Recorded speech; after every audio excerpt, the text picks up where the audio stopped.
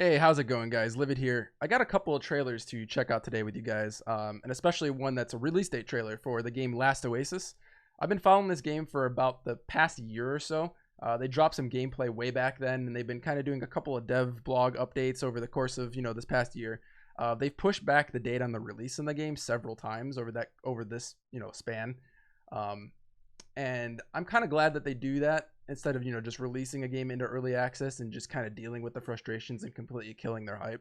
I'm kind of glad that they're focused on the game being good as best as they can before they put it out to early access. So this game's coming out in early access on Steam on the 26th, and we have kind of a release trailer for that kind of right here, and then I have two other trailers that kind of show the premise of the game and some gameplay. So we're going to go through all these things together and just check them out as they're playing over. I'm going to talk over them and just give you a little my impressions and what I know about the game so far. So let's check it out, guys.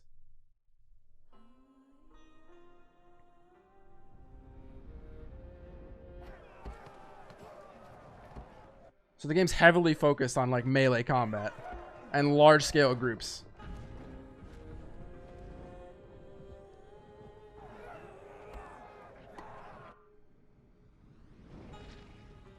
It's very tribal in nature. So that's a cool area to hit in my opinion. So that's just the initial little trailer they just dropped today. So it's pretty dope. The whole game's premise is that it's a survival MMO. So it's kind of both of those aspects kind of finally being merged into one, and they're doing it in a really interesting way where there's multiple servers that are always live, and they kind of mesh together to form an ever persistent world. So there's going to be multiple oases scattered across the world. These are livable regions that have resources, that have items of interest, just areas that you kind of want to hold and claim. And the premise of the game is that the world, as it's turning, right, the sun kind of scorches it.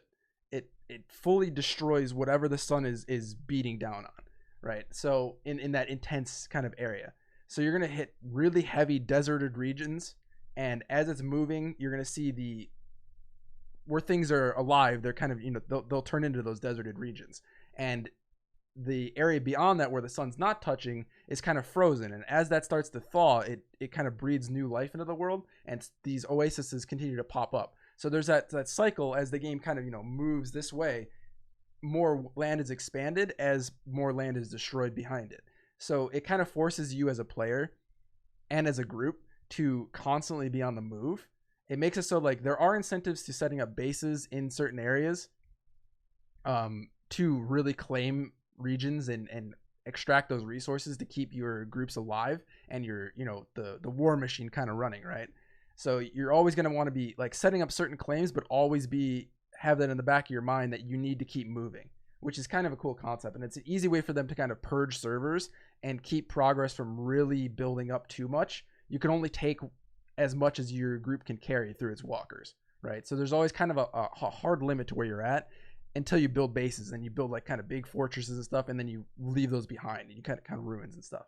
So it's a really interesting concept. So we're going to show like this next trailer that's kind of shows the premise of it. I'm just going to let you guys check this out. I'm talk over a little bit. So here we go. Between the ice and the heat. So that's the region I'm talking about right there, where the living area is those green patches.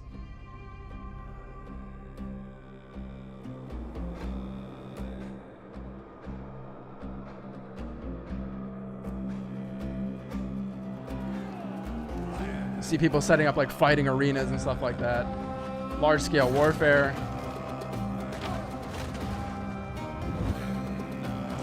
The melee combat being showcased. And then this is cool. In the desert regions, there's a sandworm. Will you live to see it, Nomad? Very cool.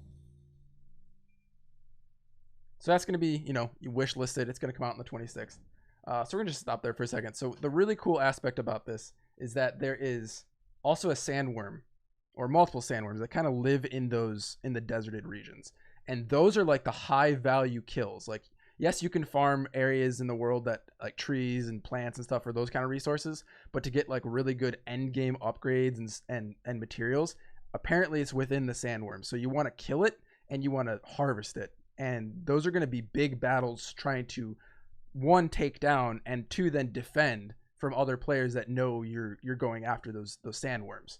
So I think that's a really cool like end game kind of activity to constantly be in that loop, and I'm hoping there's like more stuff along those lines as the game develops. But yeah, these kind of walkers that you need to build with your teams, they range anywhere from small walkers to large walkers, and smaller ones are like nimble and they have like grappling hooks and that sort of thing, whereas large ones can carry large amount of resources. They can carry weapon platforms for defense.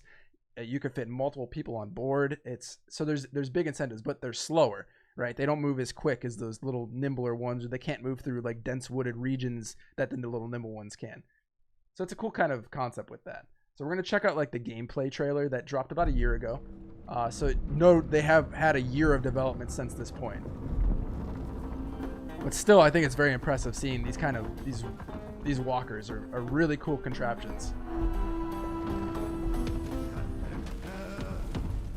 So as we see a large walker that's kind of fleeing from these little bandit ones, right? And they're trying to take what they have.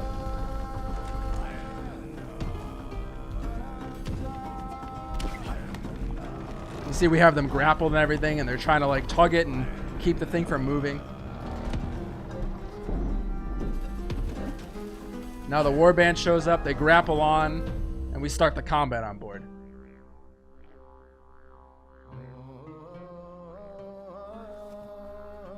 We see a little bit of the gathering here.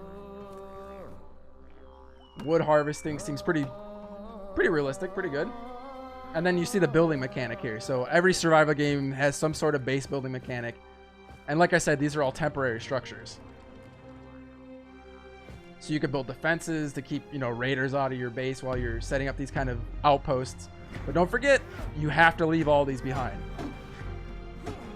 So I'm assuming you'll get like tech upgrades, stuff like that, just items that are more useful for you later on to be able to build these large walkers. And then you kind of migrate and you set up shop again to keep upgrading your stuff. So you see the range of walkers and how big they can be is pretty vast.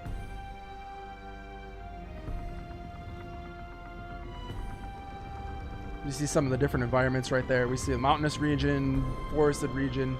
We get some volcanic area that's been like scorched by the sun. Seeing them moving through more of the forested regions. And then here we get a look at like large scale PvP, like their hopes for how it's gonna play out. We get full war bands just like charging into each other. We get some melee combat on board. We get some of these weapons platforms firing back. We get some, people impaled. Some of these platforms like tugging at each other and breaking as people are grappling over. It just looks really cool and really like fluid.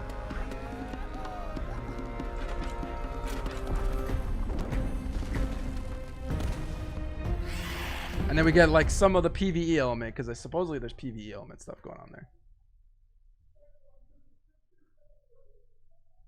So yeah, that's Last Oasis, guys.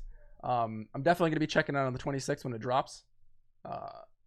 I hope you guys, found a little bit, of interest in this kind of game from just what we showcased here. We're going to be doing a much more in-depth like review and first impressions when the game comes out. So definitely keep your eyes locked here for it. And as always, my name's Livid, and thanks for watching, guys, and play on.